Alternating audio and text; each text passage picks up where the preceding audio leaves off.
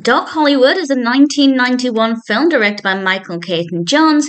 This is written by Jeffrey Price, Peter S. Seaman, and Daniel Pine, adapted by Laurie Ann Leggett from the book by Neil B. Schulman. And this stars Michael J. Fox as Ben Stone. We also have Julie Warner and Woody Harrelson. And it's because of Woody Harrelson that I became aware of this film.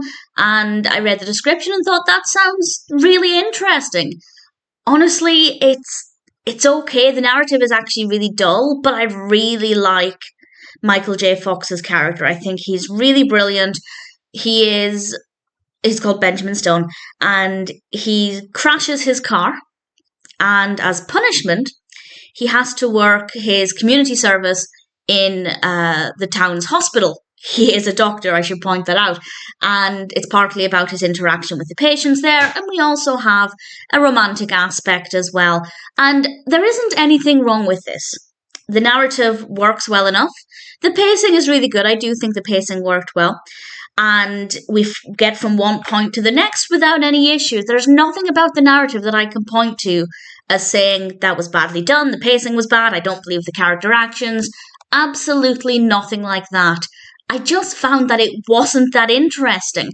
And I love medical-based films. Generally, there are some times when they're not good, but in general, I love films set in hospitals, films about medical professionals, and I just wasn't feeling that attraction there. I wasn't drawn to those scenes. I just didn't think they were that interesting.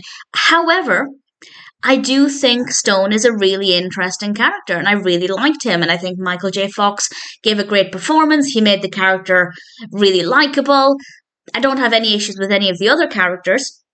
Woody Harrelson's character, Hank, is maybe not the most likeable character, but as a Woody Harrelson fan, I obviously enjoyed that performance.